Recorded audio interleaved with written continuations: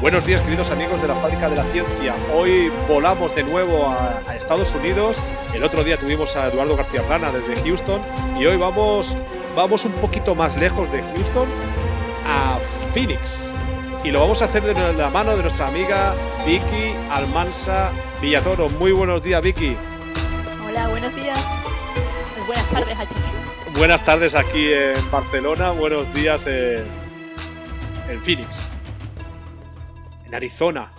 Te he preguntado antes si hace calor. Aquí la gente se queja de que está haciendo calor y allí te puedo asegurar. Tienen que venir aquí.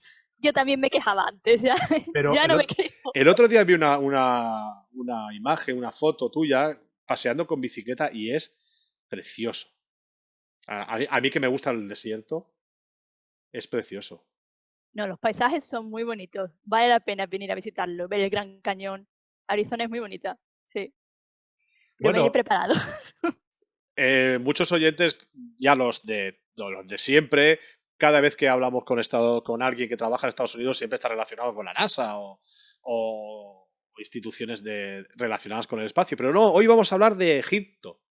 Vamos a hablar de Egipto, de un yacimiento, bueno, dos yacimientos en la llanura de Giza, y decir que Vicky es egiptóloga y estás acabando el doctorado allí en Arizona.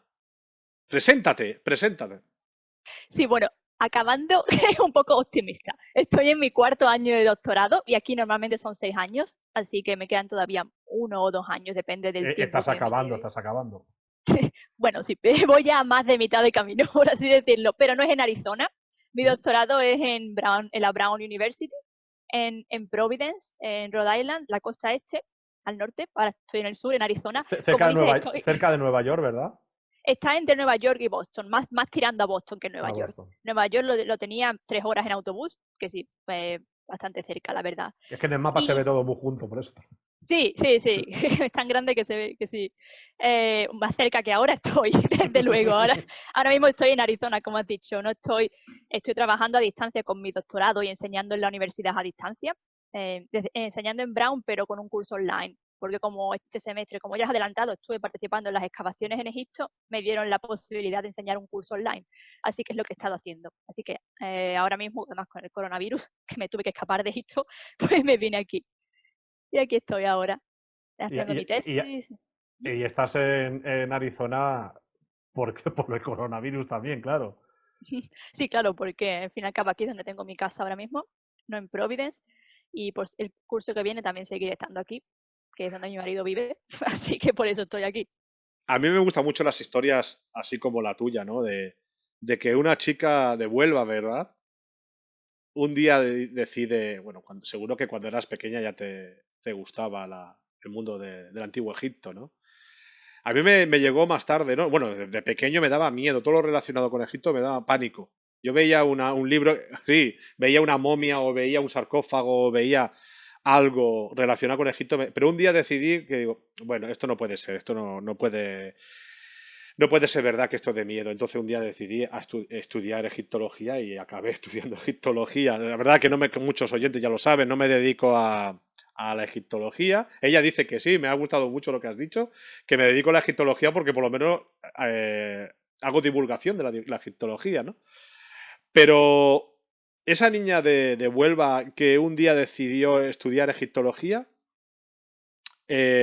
comenzaste la carrera de historia, supongo. Vale, vale. En Sevilla. Sí, en Sevilla, sí, sí. Hice allí mi carrera, el grado de historia en Sevilla. Ujú. Y luego, ¿cómo decidiste irte a Estados Unidos a estudiar el doctorado? Pues primero, como decía, hice la carrera allí, el grado de historia en Sevilla. Después, para hacer el máster, pues decidí irme a Italia, fui a Pisa a hacer un máster de orientalística. Y allí pues me seguí enfocando más en lo que es la lengua, que es lo que es mi principal interés en la egiptología, la lengua y los textos egipcios. En Pisa estudié además también otras lenguas antiguas, Ujú. lenguas del Próximo Oriente.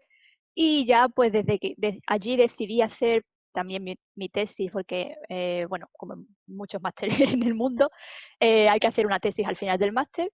Y yo pues mi tesis decidí hacerla, tesis magistral, la decidí hacer en la voz pasiva en los textos de las pirámides. que son, para los que no lo sepan, los textos grabados en algunas pirámides de finales del Reino Antiguo y principios del primer periodo intermedio en Egipto, en Saqqara. Son textos religiosos, textos muy complejos, y decidí hacer mi tesis magistral sobre la voz pasiva, es decir, una forma gramatical. Si yo digo, a ver, un ejemplo que no sea raro. Yo... Bueno, después de los nivados, te puedo Ejemplo asegurar. No, es más fácil de entender que eso, porque nosotros Sí, tenemos sí, voz pasiva también en español. Por sí, sí. eso, lo que pasa es que como siempre en el momento de pensar no me viene un ejemplo. Pues es una voz activa sería cuando el sujeto realiza la acción. Por ejemplo, yo ataco, es una voz activa. Y la voz pasiva es cuando el sujeto pasivo recibe la acción. Yo soy atacado. Entonces, pues eso es la voz pasiva. Yo estaba estudiando el modo de hacer este tipo de voz en los textos de las pirámides, porque es distinto de otros textos, incluso contemporáneos, y por supuesto distinto de lo que viene después. En la lengua clásica egipcia, por ejemplo, medio egipcio, que es lo que se suele estudiar en la universidad. Y entonces, pues es lo que estuve estudiando por mi tesis de máster. Y pues para eso me fui, de hecho, a Brown, anteriormente a mi doctorado, con una beca que me dieron en Pisa para estudiar con mi profesor, con el que ahora es mi supervisor de tesis, sobre este tema. Y después, pues mi trabajo le gustó tanto que cuando me presenté al doctorado, pues me decidieron aceptar con una beca y allí estoy desde entonces. Aceptan Eh, a 2 personas cada año en Brown. A ver si no me falla la memoria, porque últimamente me está fallando mucho. El primer texto lo documentamos en la pirámide de Uni, Sí, exacto. Es el más antiguo de los textos de las pirámides. Sí. que está cerca de la pirámide, está muy cerca de la pirámide escalonada, Saqqara, pero no es del mismo periodo, claro. La pirámide escalonada de la tercera dinastía. Eh, Ahí recuerdo que había, cuando estudié egiptología nos enseñaban eso, ¿no? Que esos textos eran textos que el simbolismo era un simbolismo mágico y que incluso hasta las serpientes se le cortaba en la cabeza para que no te picaran. Que eso muchas personas a lo mejor no lo entienden, pero es verdad. Sí, eso suele pasar más en los textos de los sarcófagos, pero los sí, sarcófagos. jeroglíficos que representan a animales o incluso a personas que podrían ser pues una amenaza para el difunto, se mutilaban. Ujú. En plan, se le cortaba la cabeza o alguna parte del cuerpo para que no pudiese tener ningún tipo de poder sobre el difunto, para que no hubiese ningún peligro para la persona que está enterrada en la tumba. Así que sí, era una práctica común en estos tipos de textos religiosos que se situaban en tumbas. Para los egipcios, jeroglíficos, imágenes, todo esto tiene un poder que va más allá de la visualidad y es un poder pues, creativo. Es decir, una imagen es lo que representa. Así que ellos tenían mucho cuidado con lo que representaban, no vaya a ser que pasase y fuese algo negativo. Y por eso pues también se suele evitar hablar de cosas negativas, de sucesos, de fracasos, de este tipo de eventos que tampoco merecen ser recordados para la historia y tampoco queremos que automáticamente se regeneren y tomen algún poder por alguna función mágica y sucedan de verdad. Así que este tipo de cosas, animales peligrosos, enemigos extranjeros, prisioneros y demás, pues hay que tener cuidado con las representaciones. Los enemigos se representan a menudo atados, con las manos en la espalda, así que no pueden hacer ningún tipo, no pueden usar las manos para atacar a nadie, y a veces pues mutilados. Es una práctica común, como digo. Y esto relacionado con el sentido de la escritura jeroglífica y de la iconicidad de las representaciones artísticas egipcias que tienen poder, además de visualidad, por así decirlo. Mi gran amiga y profesora Susana Alegre, cuando estudiábamos mitología y religión del Antiguo Egipto, siempre nos decía, el primer día de clase, que para poder entender todas estas cosas tenías que pensar como un egipcio. Si pensabas una persona del siglo XXI, era bastante difícil. Ahora, si te remontabas a aquella época, te costaba menos. Es complicado pensar como un egipcio porque te hacían cosas muy raras. Estoy totalmente de acuerdo con Susana y contigo. Hay que pensar como un egipcio, pero es muy difícil, Sí, porque no somos egipcios y porque exacto. no tenemos, no podemos estar en contacto con nadie que haya vivido en esa época. Así que es una mentalidad que yo creo que todavía realmente no entendemos del todo. Y por eso cuando decimos que textos como los textos de las pirámides son incomprensibles, es solo porque no estamos no los estamos leyendo con la lógica de la época. Ese es el problema. Pero es que es difícil ponerse en esa mentalidad cuando la nuestra es completamente distinta.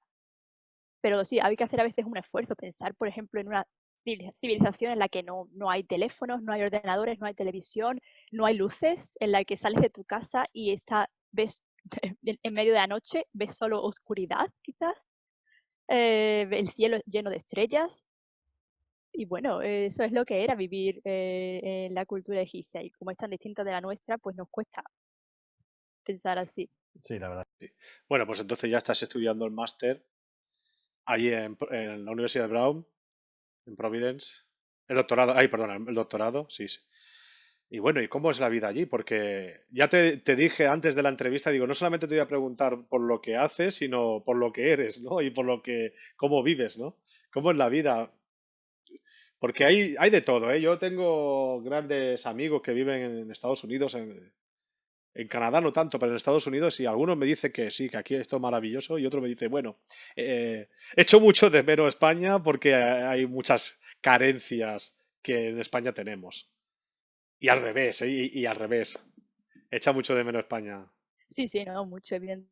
Bueno, en Providence echaba mucho de menos el clima, porque en Providence, creo que en Phoenix hace muchísimo frío, y en invierno hay días en los que nieva y la nieve pues llega hasta te llega a cubrir hasta las rodillas y pues yo que no estoy acostumbrada a ver nieve Es que claro, tú encima eres tú has nacido en un lugar maravilloso que es Andalucía, ¿no? Para vivir. Hace calor también, pero bueno, se lleva más o pero menos bien. es un calor tolerable, no es como el calor que hace aquí, por ejemplo. Bueno, en Sevilla tampoco es tan tolerable. Pero bueno, como te decía antes, son algunos días. Aquí en verano es todos los días, es los Sí, peores días sí. de Sevilla. Pero sí, en Providence puede ser un gran problema para mí era el clima. Pero una cosa que me encanta de Providence es pues la escena cultural y la escena intelectual. Los museos, si en Providence quizás no había algún evento disponible inmediato, pues quizás me cogía el tren y en menos de una hora estaba en Boston Ujú. y iba al MFA y al Museo de Boston a escuchar conferencias, charlas de distintos egiptólogos. Así que fue como conocí, por ejemplo, a Mark Lehner, así me uní a la excavación. Y pues ver exposiciones de fotografía de algún político que viene a la universidad a Brown y da una charla a los estudiantes. Este tipo de cosas pues me gustan mucho y es algo a lo que pues no he tenido ninguna oportunidad de acceder anteriormente de venir a Brown.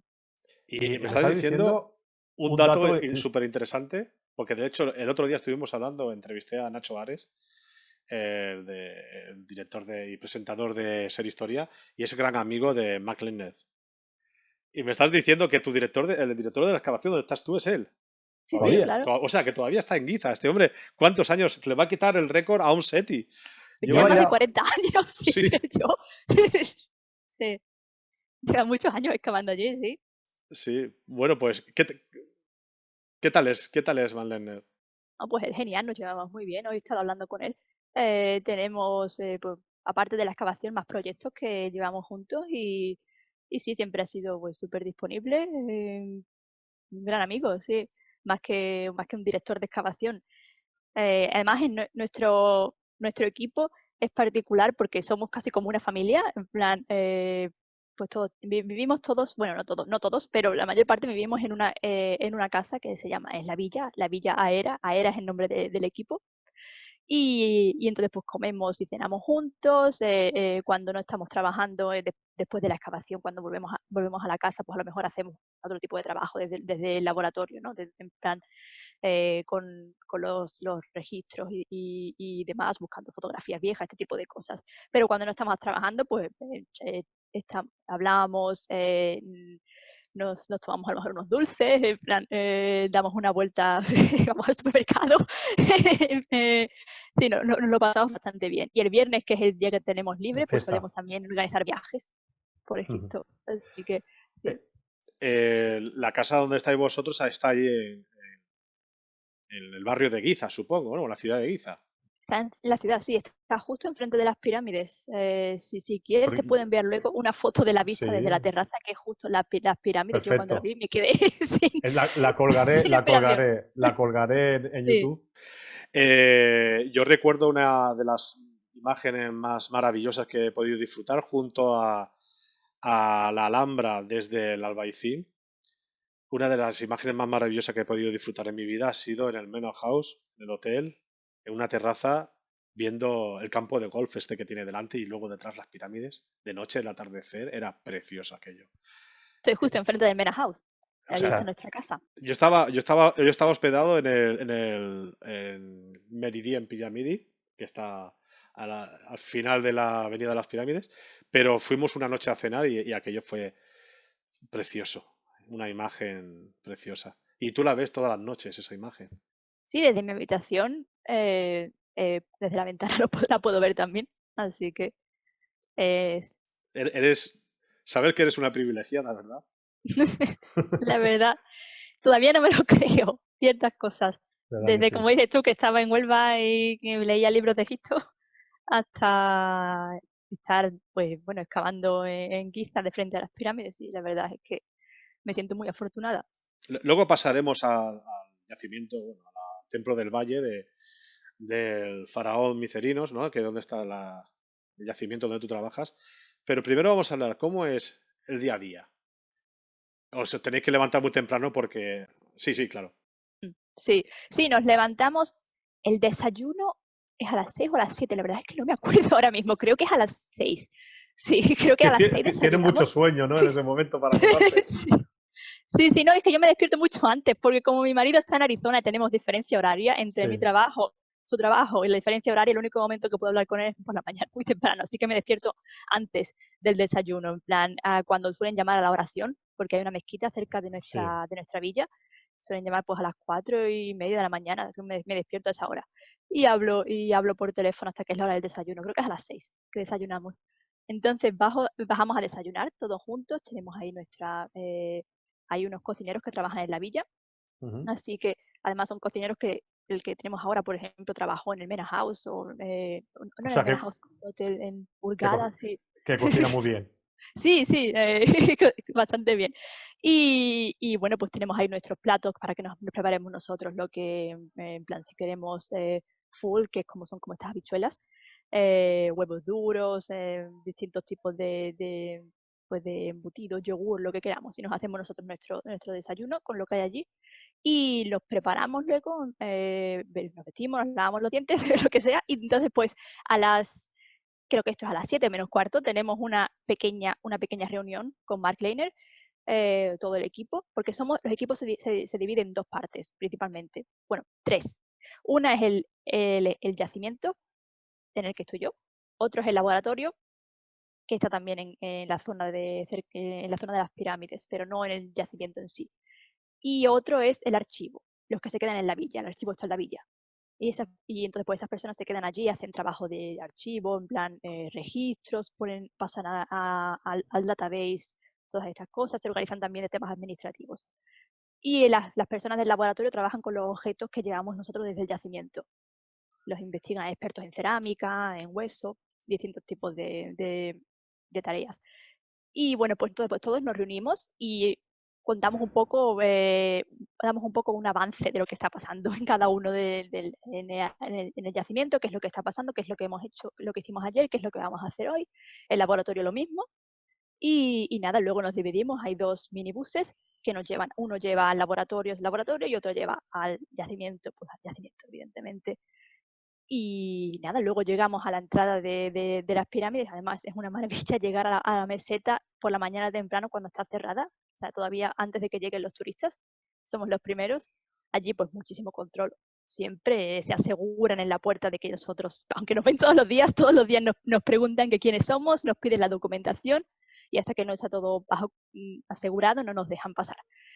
Todos los días, a veces bromeamos, me parece Dory. Nos ven todos quiénes son estas personas que vienen todos los días. Pero evidentemente tienen que asegurarse de que, en fin, de que somos quienes somos. Así que nos dejan entrar y ya pues allí los separamos los dos minibuses, uno tira hacia la zona del laboratorio y otro pues ya al yacimiento. Y ya llegamos allí, en ese momento abrir puertas a los trabajadores que nos ayudan, que son pues personas locales que se encargan pues, de mover tierra, de cosas. Y ya pues llegamos directamente al templo, en este caso. Y empezamos ya.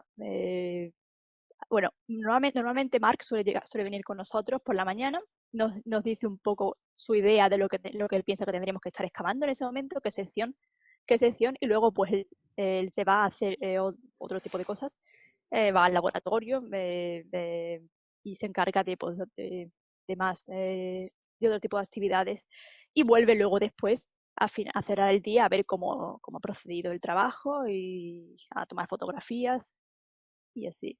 Y ya pues volvemos a la villa, almorzamos todos juntos, laboratorio y yacimiento, y luego pues por la tarde nos ocupamos de otro tipo de trabajo en el archivo. Normalmente solemos hacer fichas que no nos dio tiempo a hacer en la excavación, a poner números. Bueno, el trabajo de arqueólogo es mucho de poner números, mucho de fichas, de rellenar, de poner fechas, marcar el tipo de bolsa las bolsas que tienen algún contenido, si son, por ejemplo, una cosa que hacemos nosotros, bueno, las excavaciones serias, es cribar la tierra que se excava, porque a veces, pues, por ejemplo, trozos pequeños de sellos o de cerámica, pues no nos damos cuenta cuando levantamos grandes cantidades de tierra y no podemos estar, si vamos poco a poco, pues entonces pues, la excavación tardaría muchísimo, así que se levantan grandes cantidades de tierra y esta tierra se criba para ver si hay algo que nos hemos dejado atrás. Y bueno, pues todo esto, y luego una vez que esto se ha cribado, la tierra que sale, la tierra que se criba, también se vuelve otra vez a cribar, pero depositándola en agua, para que lo que es tierra pues se disuelva, y luego trozos de sello que se confunden muchas veces con el barro en sí, porque están hechos de barro, pues salen a la superficie y se pueden ver. Y todo esto se ve solamente después de cribarlo con agua. Así que es un proceso que hacemos también en AERA. Y todas estas bolsas que se van a cribar, pues cada día a lo mejor tenemos, yo que sé, 20 bolsas de estas típicas bolsas de pienso de gallinas, que es lo que son, llenas con notas que escribimos pues para cribar en mojado, wet sieve. Y entonces pues todas estas bolsas tienen que tener evidentemente un número, y a veces pues no nos da tiempo a hacerlo en la excavación en sí, y luego cuando volvemos a la villa pues lo escribimos. Pues ese tipo de trabajo. Bueno, ahora vamos al contexto arquitectónico, ¿no? Porque tú estás en el Templo del Valle de la pirámide, perteneciente al complejo de la pirámide, o más que la pirámide, al complejo mortuorio del faraón Micerinos. Estaba la pirámide, el templo que estaba anexo a la pirámide, la rampa procesional que bajaba al Templo del Valle, en el Templo del Valle donde se recibía la barca que contenía el sarcófago. Era el ritual este de pasar de un lado al otro del río, y ahí se recibía, ¿no? Claro, ahora el Templo del Valle está muy lejos del Nilo, ¿verdad? Pero en aquella época sí que es verdad que hubo un cambio en el cauce del río y pasaba muy cerca de las pirámides. Bueno, pues ahora vamos a describir arquitectónicamente este templo, porque creo, si mal no recuerdo, son prácticamente copias de los templos de Kefren y de Keops, ¿verdad? Es que no me sale el nombre griego. Jafre y Jufu, pero bueno, Keops y Kefren son prácticamente copias, pero sí que es verdad que puede ser que tenga algún detalle que sea diferente al resto, ¿no? En realidad nosotros no sabemos prácticamente nada del templo del Valle de Keops, porque se encuentra actualmente bajo la ciudad moderna, no ha sido excavado nunca. Se encontraron algunos bloques, pero no sabemos absolutamente nada del plan en sí del templo. Sí, porque está como debajo de la ciudad. Sería una maravilla poder excavarlo para ver qué es lo que hay en el templo del Valle de Keops, pero no podemos hacerlo porque están las casas, evidentemente, de gente que vive allí hoy en día. El templo de Kefren sí que está, sí que se puede visitar. De hecho, está al lado de la Esfinge. Y luego está el templo de Micerinos, que ha estado hasta hace poco cubierto completamente por arena. Así que no, evidentemente no se puede visitar, aunque sí que nos gustaría que en un futuro, cuando hayamos terminado allí, pues nuestras excavaciones se pudiese abrir en parte al público, porque es increíble lo que estamos encontrando allí, una arquitectura de metros de altura de la cuarta dinastía, que no tiene nada que envidiarle al templo de Kefren, nada de nada, es mucho más grande. Y además, pues es que la importancia de este yacimiento es que combina, por un lado, la importancia religiosa por ser un templo con un sentido funerario relacionado con la momificación del faraón, la importancia además social, porque ahora luego cuando hablemos pues igual lo mencionaré un poco más, hay una aldea, o sea, un pueblecito dentro del templo, contemporáneo evidentemente, del reino antiguo, hay un asentamiento dentro del templo. Y luego la importancia histórica y para entender la administración por todos los títulos y los sellos que han aparecido de personas importantes relacionadas con el culto del faraón Micerinos y con el mantenimiento del templo. Todo esto se encuadra además en el proceso de la construcción de las pirámides que tanto llama la atención al público, y pues muchas de las preguntas que tenemos se pueden responder estudiando estos yacimientos que están en Giza. Uno de ellos, pues, nuestro templo, que está, pues, como digo, muy relacionado con todo este ámbito de la construcción de las pirámides, porque el templo además forma parte de un yacimiento mayor, que es el de la ciudad, que se encuentra también en el templo de Kenkawes, que está justo al lado, la tumba de Kenkawes está justo al lado, y el templo del Valle. Y entonces, pues, hay una ciudad también, un asentamiento que se relaciona con ese templo, y el asentamiento no es de nuestro templo, del templo del Valle, y hay una relación entre los dos, hasta el punto de que quizás fuesen uno solo, que todavía no entendemos del todo y estamos estudiando. Porque una cosa, este templo que estamos excavando ya fue excavado anteriormente. El arqueólogo George Reisner de la Universidad de Harvard fue quien lo levantó por primera vez, quien lo redescubrió, por así decirlo, a principios del siglo XX, pero luego, como es práctica en arqueología común, lo volvió a cubrir enteramente de arena. Esto se hace y lo hacemos también nosotros al final de cada campaña. Me salía temporada, pero de cada campaña lo cubrimos de arena completamente, para que así pues no se pueda deteriorar por acción externa de animales, personas, de fenómenos atmosféricos. Y bueno, pues Reisner, evidentemente, como buen arqueólogo que era para su época, lo cubrió enteramente de arena. Cuando nosotros llegamos a la parte occidental del templo, era una superficie de arena, no había nada. Y ahora pues tenemos metros y metros de arquitectura con distintos niveles, habitaciones, así que es impresionante. Pues él lo descubrió y él fue excavándolo por partes. A lo mejor excavaba la parte occidental y justo después de eso se movía a la parte central. Y entonces, pues mientras excavaba la parte central, de la tierra que salía de la central iba cubriendo la occidental para protegerla. Así que en realidad Reisner, ni nadie, ha visto nunca el templo entero. Siempre lo ha visto por partes. Después de Reisner, Selim Hassan volvió también a excavar una parte del templo, pero también fue solamente una parte. Él no ha visto el templo entero, nadie lo ha visto. Y nuestra intención es tener el templo entero descubierto para así poder incluirlo pues en un mapa de los yacimientos de Giza, que es parte de uno de los proyectos que AERA tiene, hacer un mapa de Giza, de los yacimientos arqueológicos allí. Mapa Project. ¿Mm? Mapping Project. Sí. Giza Mapping Project. Sí. Lleva ya años esto, por eso, ¿eh? Sí, porque claro, son muchos yacimientos, mucho trabajo, y ya te digo el tiempo que llevamos excavando. Bueno, la descripción del templo. Oye, una pregunta que te quería hacer, a ver cuál es tu opinión. Sí que es verdad que después de Keops, Kefren más o menos quiso igualar a su antecesor en altura y en dimensiones de la pirámide, aunque es algo más pequeña. Pero sí que es verdad que Kefren hizo una cosa que no hizo Keops, que fue ordenar construir un monumento como una estatua como es la Esfinge. ¿Qué pasa bajo tu punto de vista, y lo que es de las últimas investigaciones que está haciendo? ¿Qué pasa con Micerino? ¿Por qué se reduce tanto esa pirámide y por qué esa pirámide, pese a que tiene toda la arquitectura de templo de la pirámide, la rampa procesional, pero no contiene, por ejemplo, una esfinge como su antecesor, Kefren? Bueno, Reisner era de la opinión que quizás, aunque no lo llegó a publicar, pero lo he leído en sus diarios personales, que quizás había una segunda esfinge cerca del templo del Valle de Micerino. Es una zona que todavía no hemos excavado. Más o menos la posición que tendría la esfinge de Kefren respecto al templo del Valle de Kefren justo al lado. No hemos excavado esa zona, así que pero yo dudo mucho que haya una esfinge allí. Ya en la antigüedad ya se hubiese...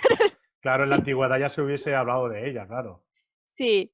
A no ser que sea muy pequeña, se haya destruido. Pero sí, Reisner era de esa opinión. De hecho, también decía que quizás habría otra cerca del templo del valle que nunca se ha descubierto de Keops, porque está bajo la ciudad en sí, moderna. Así que la única zona que está excavada, que está descubierta de la arena y que vemos es la esfinge de Kefren, pero evidentemente si hubiese algo parecido en Micerinos, pues se sabría. No va a haber nada así. Yo solo digo que es lo que escribió Reisner en su diario, pero era simple especulación. Y bueno, el tema de la pirámide, ¿por qué es tan pequeña? Pues es difícil saber. Por otro lado, se habla de que la pirámide de Micerinos es más pequeña evidentemente, que la de sus predecesores, pero no sabemos si fue más o menos igualmente costosa de construir, porque la base de la pirámide, Micerinos murió posiblemente antes de que la pirámide fuese acabada. De hecho, su sucesor, Shepseskaf, completó la pirámide y también nuestro templo. Y cuando parece ser que Micerinos empezó con la idea de cubrir la pirámide enteramente en granito rojo, porque de hecho la base de la pirámide Tiene granito rojo, ¿verdad? está recubierta en granito rojo. Si esa era su intención, la pirámide iba a ser más costosa que las dos anteriores. Y más impresionante quizás, aunque fuese más pequeña. No todo es tamaño, ¿no? Sí, Hay otros modos también de resaltar un monumento. Así que es difícil saber, pero también puede ser que, pues no lo sé, tenemos alguna evidencia de destrucción de estatuas, parece ser que Keops, bueno, por lo que cuenta Herodoto, incluso pues por el papiro, los cuentos del papiro Huéscar, se describe un poco a Keops como a un faraón un poco casi tirano, así que quizás, a ver, esto evidentemente es todo especulación, pero quizás no hubiese tenido, la gente no estuviese tan contenta con su reinado. Y Micerinos, pues también tenemos, por ejemplo, evidencia de destrucción de estatuas de Micerino, que no sabemos si la destrucción es contemporánea o bien fue mucho después, pero no parece que haya sido para reutilizar la estatua, parece que simplemente las destruyeron, sí, atacaron la imagen del faraón por algún motivo. Así que y luego también tenemos evidencia de que, de hecho, el sucesor de Micerinos, Shepseskaf, aunque él completó la pirámide de su padre, luego no construyó una pirámide en Giza, construyó una mastaba. Sí. De mastaba del faraón, que no sabemos.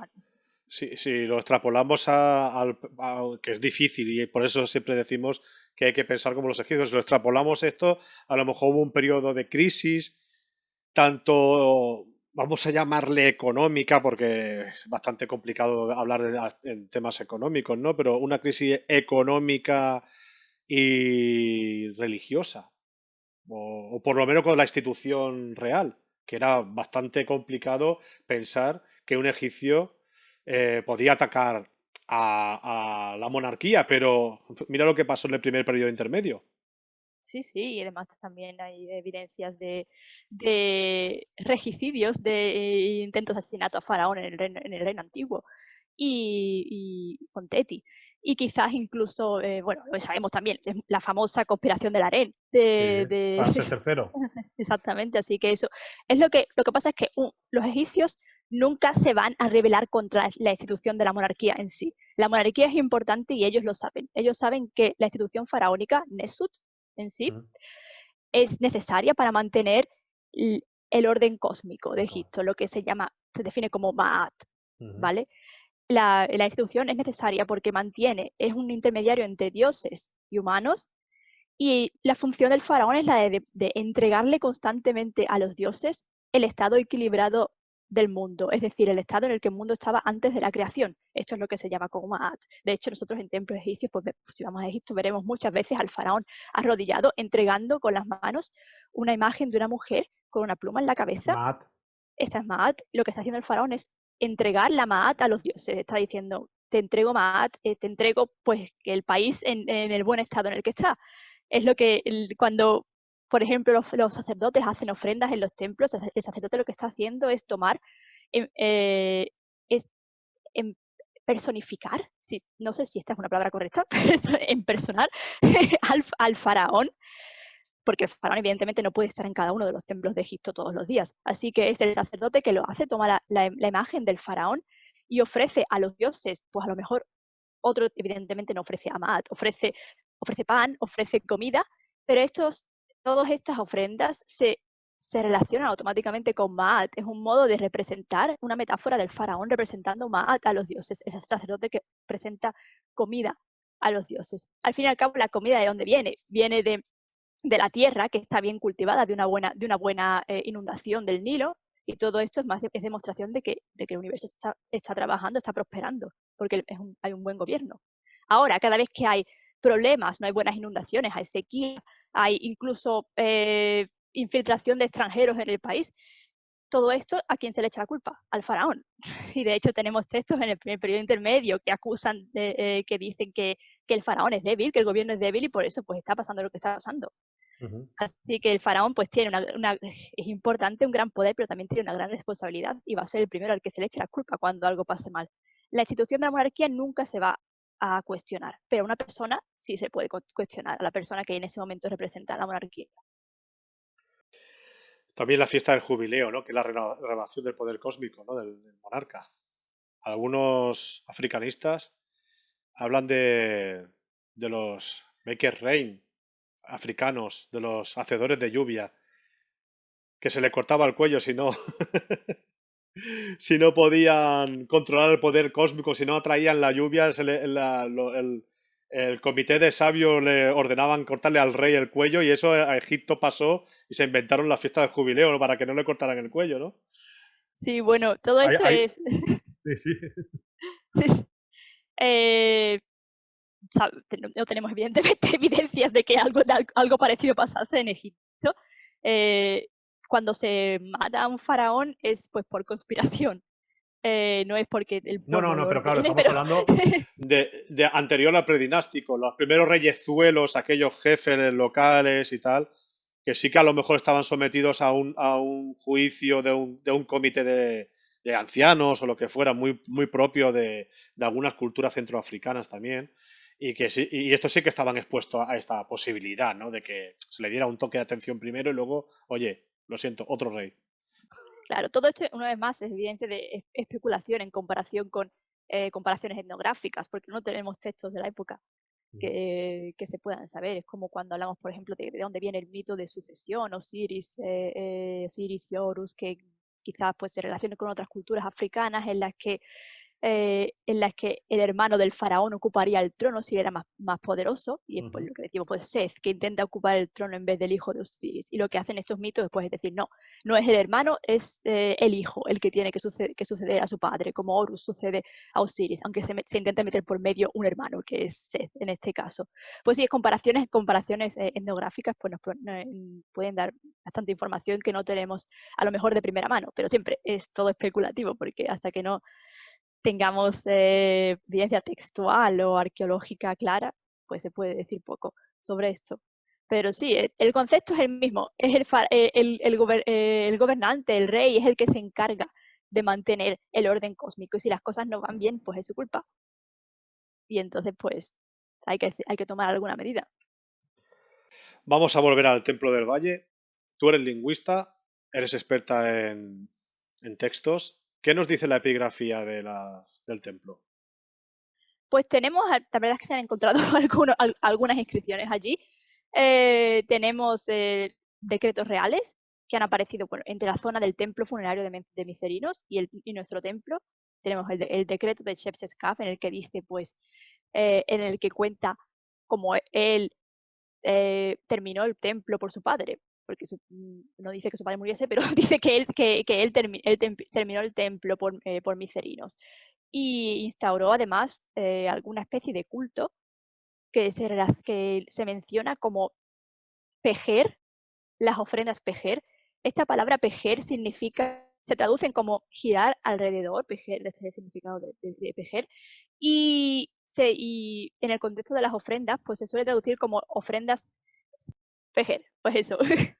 Pejer, que se suele traducir en el caso de las ofrendas como ofrendas reversionarias, es decir, las ofrendas que se depositan en un templo así que de manera ritual y simbólica puedan alimentar al Ka del faraón, al dios, a lo que se esté haciendo culto en ese momento, pero luego estas ofrendas se revierten, no, se envían, se vuelven a enviar a personas que puedan pues disfrutar de ellas en el sentido de que se las comen y esto, entonces las ofrendas tienen una doble función. Por un lado, la función simbólica, por otro lado, pues la función práctica, a modo de pago a estas personas.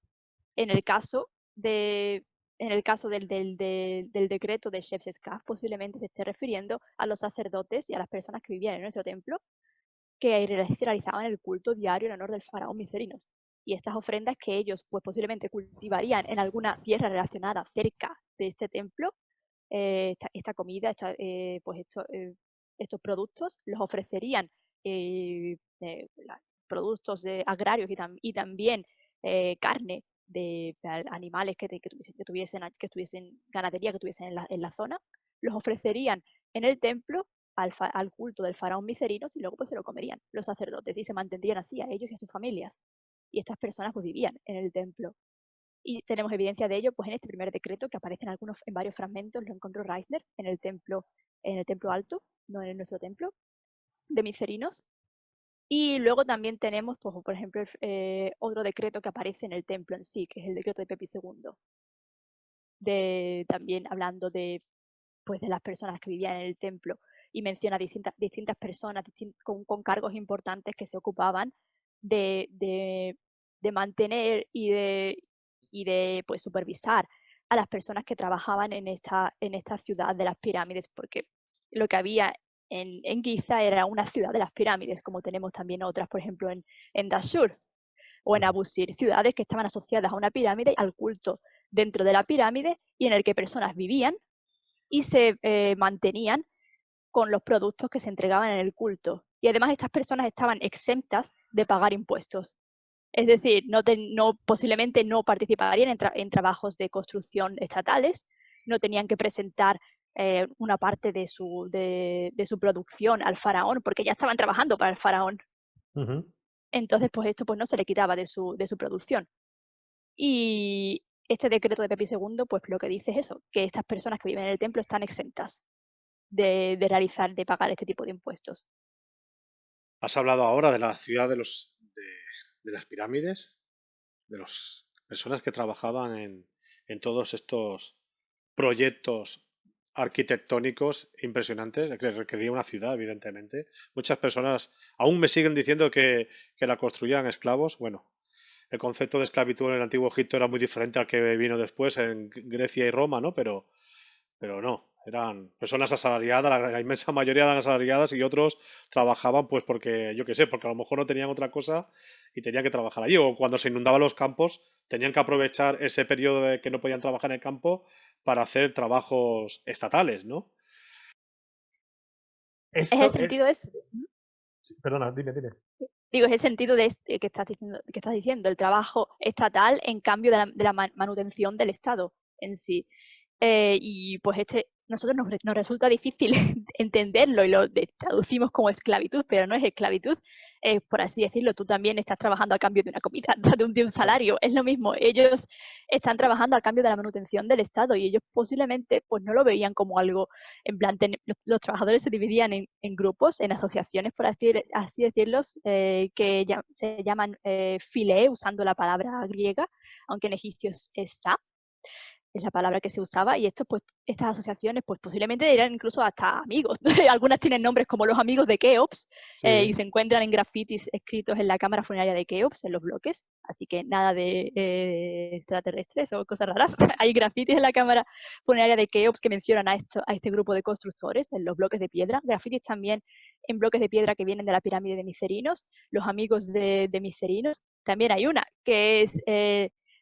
el grupo de los borrachos, creo que es de Micerinos, los borrachos de Micerinos. Esos son los que molan, Sí, casi divertido. Es fácil imaginarse ahí un concepto de camaradería entre los trabajadores y posiblemente pues se veía casi como una fiesta, estaban muy bien mantenidos por el Estado, terminaban de construir, de hacer algún proyecto y pues luego el Estado les pagaban grandes cantidades de carne, decenas de animales se sacrificaban todos los días en la ciudad de las pirámides para mantener a estos trabajadores. Y pues estaban bien alimentados y luego pues celebraban seguramente con su cerveza, pan, carne y posiblemente es así como se veía alguna especie de fiesta en honor al Estado.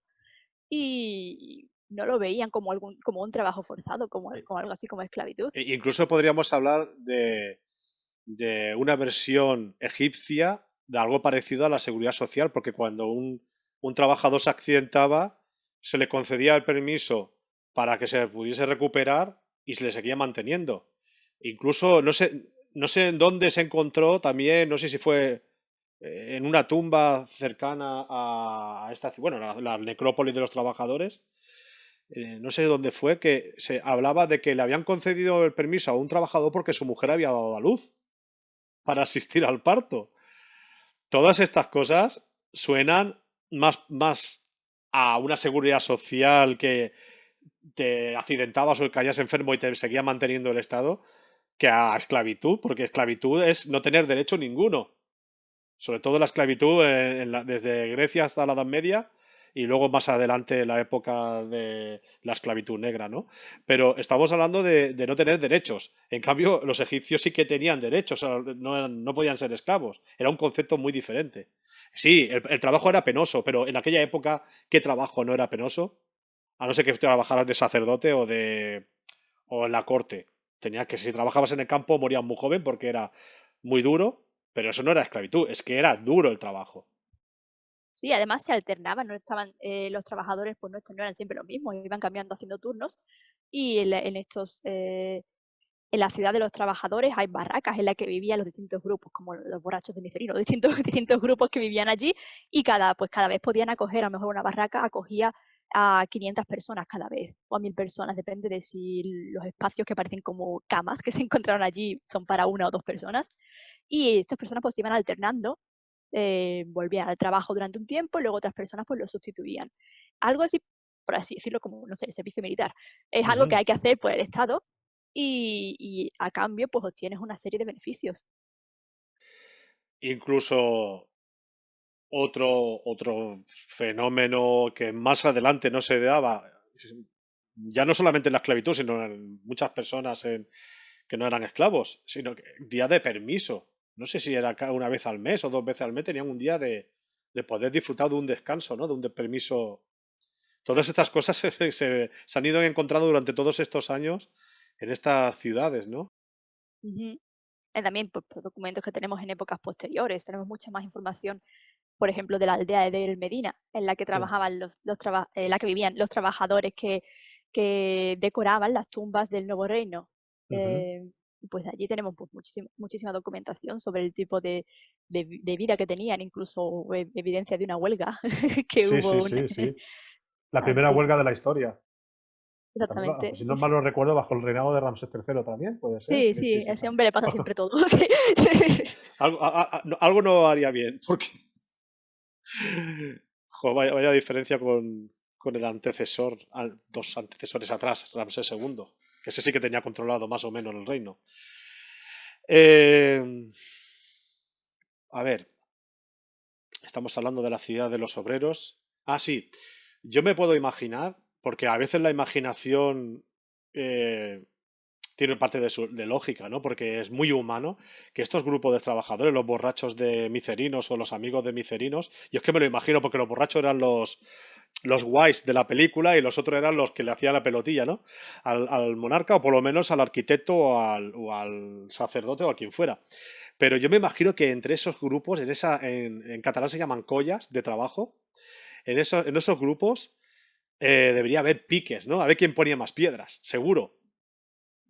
Pues posiblemente no tenemos evidencia de eso, por desgracia, pero sí, tenemos algunos detalles casi cómicos de la vida de los trabajadores. Por ejemplo, hay una tumba del reino antiguo en la que eh, es- no recuerdo ahora mismo dónde está esta tumba, no está en Giza, pero allí, cuando escriben el nombre de la persona que está enterrada allí, hay un signo que cada vez que lo representan con forma fálica. Ujú. Es como que intentan hacer algún tipo de broma con el nombre de esa persona.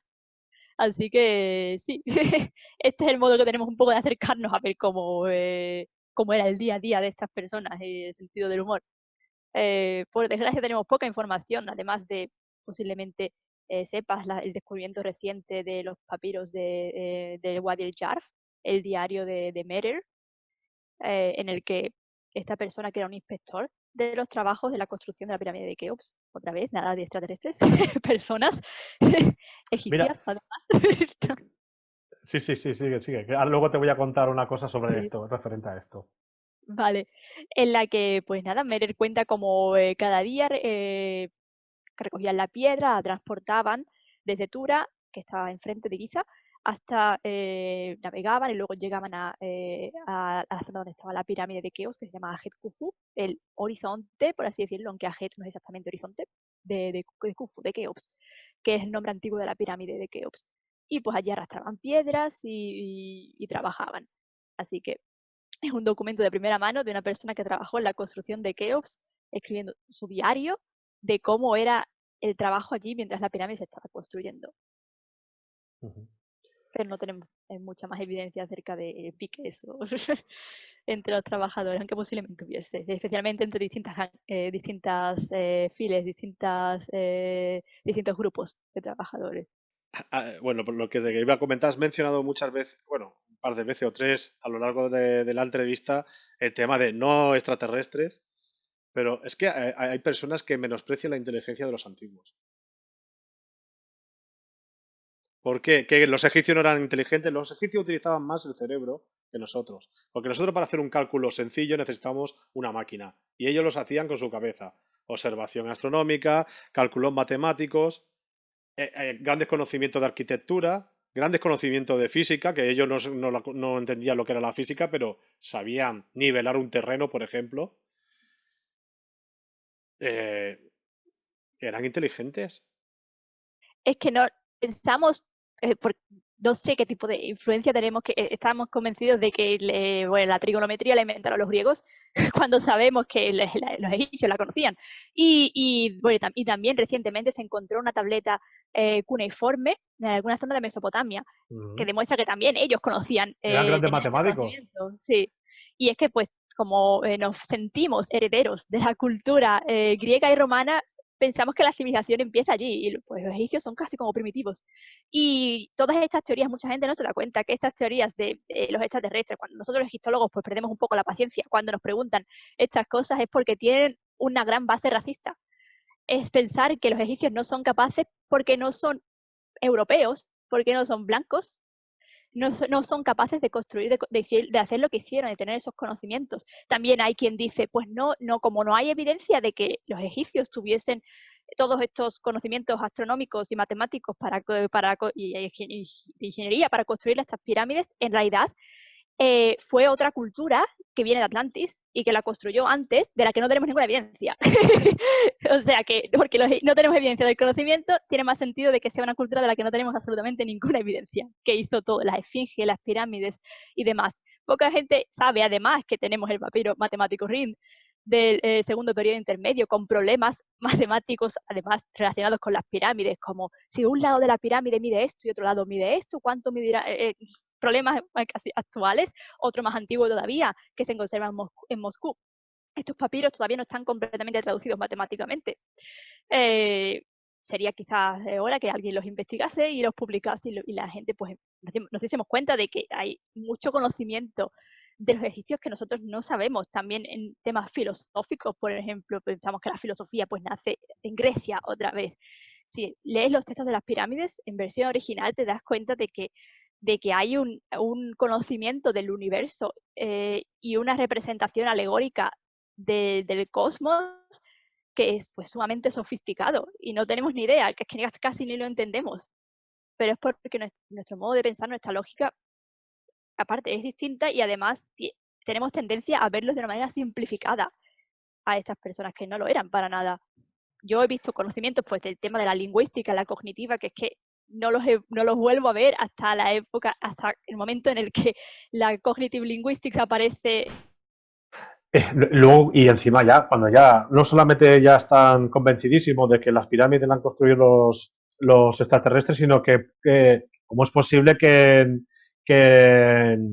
en México, en Guatemala, también hay pirámides y no han tenido relación entre ellos. ¿Y esto qué ha pasado? Digo, perdona, es que no tiene nada que ver una pirámide azteca o una pirámide maya con una pirámide egipcia. Uno es un templo mortuorio, o sea, es una tumba, y el egipcio, y el otro es un templo, pues observación astronómica para sacrificio, lo que haga falta, pero no tiene nada que ver. Que la pirámide, la forma geométrica piramidal es una forma simple, sencilla, ¿vale? Ahora, otra cosa es que se encuentren tumbas en forma de esfera en Egipto y también te la encuentres en México. Digo, hostia, aquí sí que, porque construir una esfera de 150 metros de piedra es complicado, pero una pirámide Pirámide boca abajo. Sí. Simplemente tienes que ir subiendo escalones. No tiene ningún... O sea, dentro del punto de vista que hoy en día con la tecnología que tenemos, es que no sé cómo puede haber personas... Pero bueno, cada uno que piense lo que quiera. Además es que hay un periodo de experimentación en Egipto, porque la primera pirámide es escalonada, luego la pirámide acodada, la pirámide de Meidum, que también empieza de un modo, luego de otro, y es que hay evidencia de esto, de experimentación, de errores y de nuevos métodos. Exacto. Vicky, lo siento mucho, te nombro operaria de la fábrica. Es un título bastante importante. En el antiguo Egipto había títulos así muy como portadores de sandalias y cosas estas, pues sí, ¿no? Había títulos para todo en Egipto. Pues ser operario o operaria de la fábrica es un título de la fábrica de la ciencia que significa que te he fichado con tu permiso siempre y cuando tú accedas a este fichaje. Cuando quieras hablar en la fábrica, oye, mira que hemos hecho este descubrimiento, que ya podemos anunciarlo porque ya se ha publicado, pero que cuando quieras, tienes aquí los micrófonos de la fábrica de la ciencia, que aquí sois todos mis operarios. Parezco el jefe, ¿no?, de la fábrica. No, yo soy el más bajo, el aprendiz. Sois todos bienvenidos. Me ha gustado muchísimo hablar contigo. Ha sido un placer. Tan lejos que estás y tan cerca que pareces, que casi parece que te pueda tocar, ¿no? Porque te tengo aquí delante. Con la internet, la conexión que se va y viene. Pero... Bueno, no pasa nada, tranquila, eso se arregla. Hay una cosa que me gustaría hacer cuando pueda ir a Egipto otra vez, que es pasear entre las mastabas y entre las pirámides por la noche. Sé que hay gente que lo hace. No sé si se hace todavía, ¿no? Pero por lo menos antes se hacía. Y cuando esté paseando entre las mastabas me acordaré de ti. Porque nos has transportado a esa visión, ¿no? De pasear entre las tumbas del valle de la meseta de Giza. Y nada, decirte que muchísimas gracias por todo y que cuando vengas a España no dudes en ponerte en contacto conmigo, porque tenemos que contarnos muchas cosas. Muchísimas gracias. Muchas gracias a ti, encantada.